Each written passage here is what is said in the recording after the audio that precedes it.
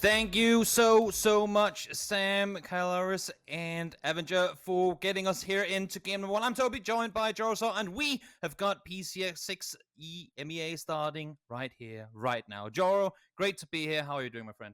I'm doing really well, thank you. It was very interesting as well to see the desk analyze all of their picks on the Fantasy League, completely forgetting, of course, that obviously, Toby, we're going to beat all of them, and I'm coming off the back of this as PGC champions, so they can fight amongst themselves, but if you ever want to see what the sharp end of the stick looks like, feel free to take a look at us. There you go. Boom. There you go. And I just gotta I love how calm and casual Caleris was in his first win of the day prediction. Because if there's one thing we've kind of agreed upon right now, is that for PCS events, Northern Lights always win the first game. That's just how it's been. That's just how it's been. I think there's been one. I mean, we're in PCS6 now. I think there's been one where they didn't win the first game of the finals.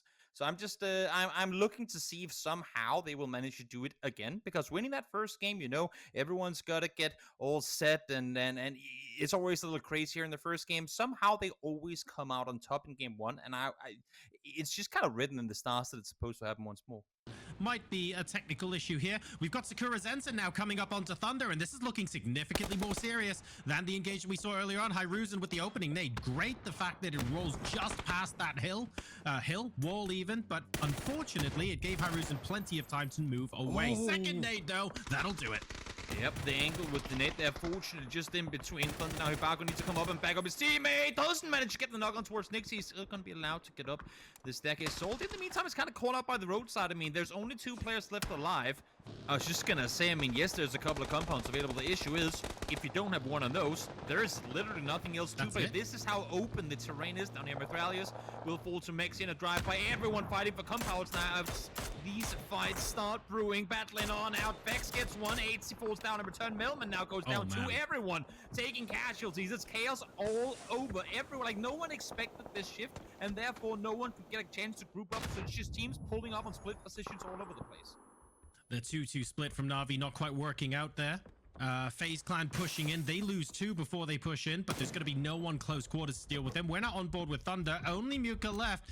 3 members of Sakura Zensen up top. All sorts of confusion tactics coming on. Here comes the smoke grenade. And it's enough for him to get 1. Will he get 2? He needs to close the door and get underneath so he can reload. Can't do it. Thunder eliminated in 16th. Here come Footballers. They're wrapping back around the north, but they're going to go straight through Northern Lights. They're going to be driving straight down on top of them as well. What's going to happen? Luke finds 1, Batulins finds the second. Will they find the third as well? Nope. Nailcop so far able to stay alive through it. As I say that, not going to happen. Mexi finds the last in Footballers. Well, they lived, they drove 15 kilometers, and they died in their cars. Entropic now pushing up into the same compound that Skade are in, by the way. Only Ibby left up for Skade. So I think that was initial knock, followed by a push.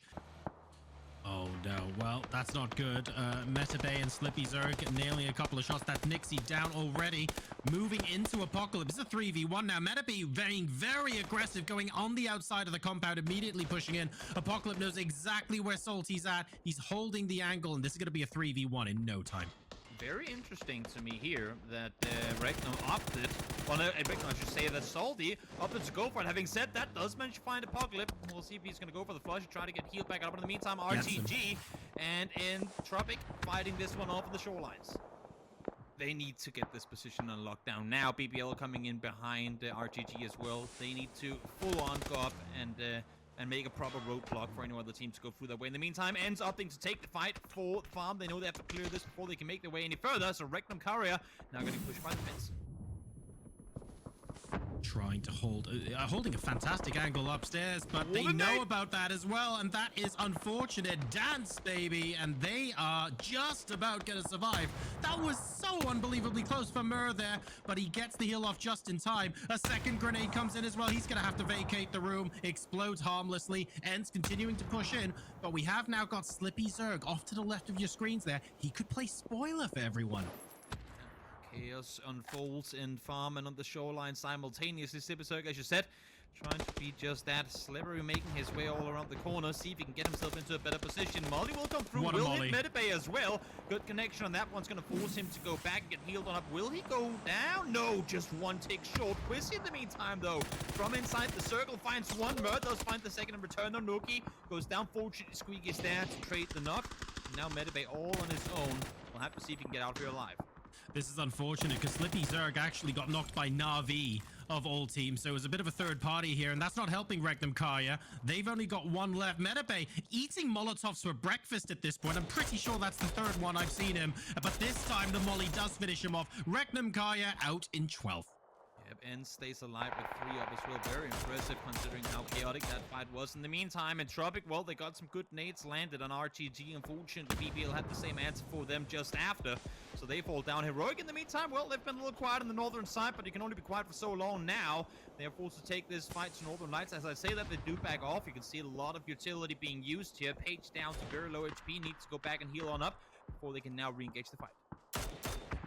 Na'Vi looking at ends, and this is all very Na'Vi style, sort of understanding where people are fighting and then coming in to try and sweep up. Yes, they're happy to fight any team, but they'd like to fight them the easiest way possible. Speaking of a hard way, though, we've got Heroic versus Northern Lights. Spyro with a ridiculous nade. It's what looks like turn this fight around. Northern Lights were on their last legs there, and they still go down. They are out of the placement points here in game number 1. Heroic survive with 3, but Team Liquid are coming up the backside now. Everyone with Corexi on their fantasy team just jumped out of the chair screaming. 3 kills confirmed for Corexi. Solid play coming through, but as you were saying, Liquid pushing strong, pushing forward. Clip finds the knock onto Corexi. Just one more player left on his feet.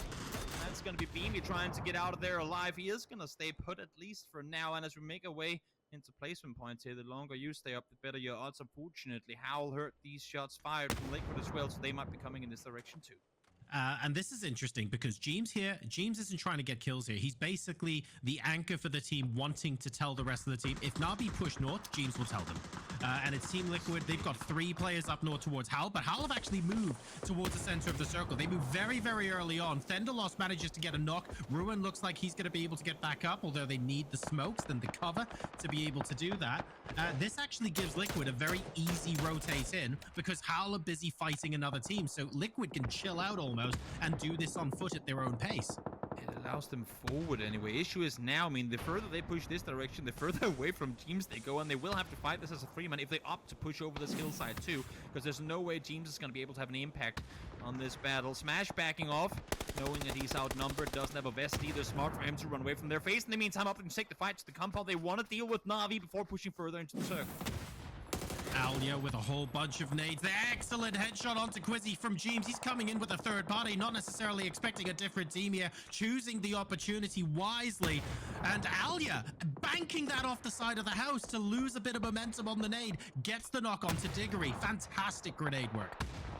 Very, very impressive from Alia. It's literally single player here trying to hold off on his own. That's going to be good. Vex falls down as well. Alia continuing to do damage to FaZe Clan. Trying to do everything he can, and he will do it, and more. FaZe out in 6th place as somehow Na'Vi prevails, and Alia stays alive. We have got Mixie, by the way, by the drop.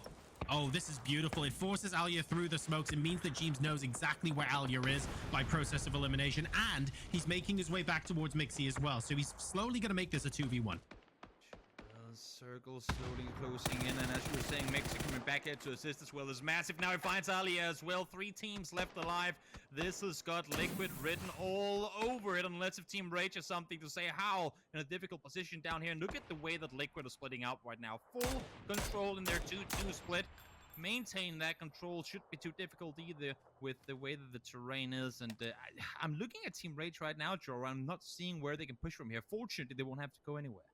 This is interesting because the next circle is actually the worst possible one for Team Liquid. Both halves of their team have to move in. Vard, thank you very much for those extra points, mate. Much appreciated. Delightful long... Oh my god! Never mind, I will take all of that. And suddenly, Liquid had to push into both teams. Nope, it's just the one, thanks to Vard. Yep. Here comes Team Rage. Mert peeks on over. They are down to 3 already, though, Lassa. In the meantime, trying to see if he can find another. Team Liquid are playing for time now. They know that the terrain is working to Team Rage's favor, so they're saying, fine, give it 20 seconds or so, and they have to move into us. Schofield draws first blood against Mixie, though. Can they finish the job? No more lethal utility, I would imagine, on the side of Team Rage. All of that being used just before Mert. Headshot confirmed by Vard. Barrel in hand. Throws flashes forward now as well. Clip is going to have a massive impact here. I was going to say if he can remain unseen, but not going to happen. Schofield catches him as well. Team Rage, while playing against the odds here, doing it slowly, doing it smart, and spotting everyone they need to spot in order to make their way further forward. Additional smokes here could end up being very useful. It's Team Rage that have to push into Liquid, remember? And a second knock. Schofield gets Vard. Suddenly, the tables have turned. Team Rage should be getting a little bit of confidence back now. Vard is right next to Jeans, but where's he going to find the time for a revive? He can't. He's being shot as well. Team Rage are going to do this. From 3v4 to 3v1, Clip on his own now, realizing that all hell is broken loose around him, trying to get on his feet, trying to get around. Will find the first one. There are still 2 more players to be dealt with, though. Mert down to under half HP. It's just one good bullet by Clip, and that could make this a 1v1. Will he get the first hit off in time? Yes, he will. But the 1v2 push comes forward. Lassa, Mert grouping up as the push comes in, and you can see here Clip has no idea where his opponent's opposition. Around the side they go, and Team Rage, despite being outnumbered, take down Liquid. All my life I want money and power, respect my mind, or die from last shot. I pray my dick get big as the Eiffel Tower, so I can fuck the world for 72 hours. Goddamn.